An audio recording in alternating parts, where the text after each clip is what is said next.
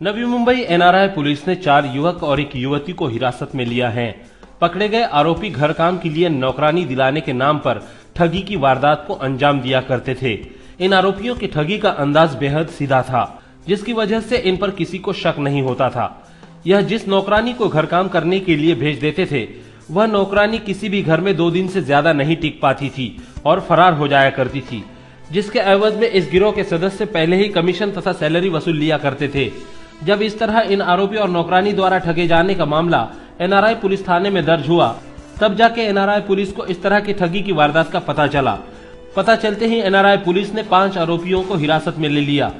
पकड़े गए आरोपी योगिता मेड ब्यूरो के नाम पर अपना ठगी का कारोबार चलाया करते थे, जिसमें पता दिल्ली का हुआ करता था। यह सभी आरोपी 20 से 30 वर्ष उम्र के हैं। आरोपियों के नाम है रणदीप कुमार, राजू मुखिया, राम प्रसाद मुखिया, अंजू विजय कुंडुर और सोनू भूषण मुखिया। इन आरोपियों के विषय में एनआरआई पुलिस थाने के पीएसआई रामराव नाइक ने मीडिया कर्मियों को जानकारी दी।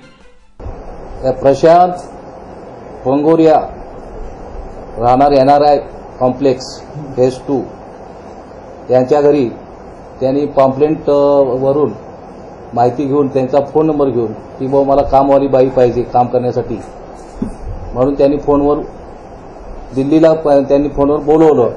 तर ते दिल्लीवरून तो म्हटला 17/8/2012 रोजी मी तुमच्या घरी येतो आणि त्या कामवाली बाईला सोबत घेऊन येतो आणि तुम्हाला असे पैसे द्यावे लागतील, म्हणून ते 17/8ला तो सकाळी 11 वाजता तो आरोपी आणि ती बाई आरोपी हे आले।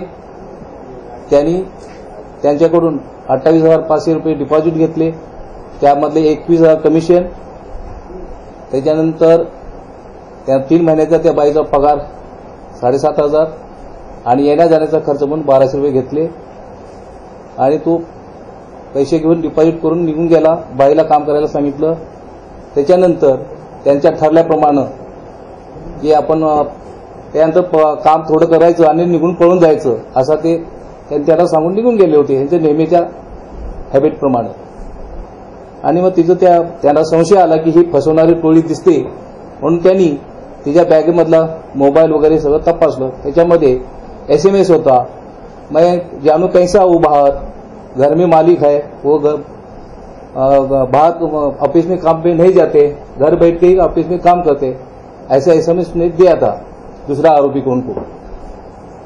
त्यामुळे त्यांना याचा संशय बळावल्याने त्याने रात्री त्यांना परत या मुलीच्या याच्यामध्ये SMS आले की त्याचे आरोपी दुसरे साथीदार हे तिला नेण्यासाठी आलेले आहेत आणि ते SMS करतात की तू कसंही करून बाहेर ये, आम्ही रोडला ये, आम्ही रोडवर बाहेर आहे। त्याप्रमाणे त्यांना पूर्ण संशय आला की ही फसवणारी टोळी आहे, म्हणून त्याने आमची सेक्टर 38ची गायमुख पोलीस चौकी आहे तेथे पोलिसांच्या मदतीसाठी फिर्यादी गेले। त्यांनी तिथून पोलिसांच्या मदतीने पाम बीच रोडला त्यांचा शोध घेतला। ते एका टॅक्सीत ते 3 इसम मिळून आले। त्यांना 3 इसमाला त्या बाईला 18 तारखेला फिर्याद घेऊन 420-34 प्रमाणे अटक करण्यात आली। फिलहाल एनआरआई पुलिस इन आरोपियों से तफ्तीश कर रही है कि इन सभी ने मिलकर अब तक कितने व्यक्तियों को ठगी का शिकार बनाया है।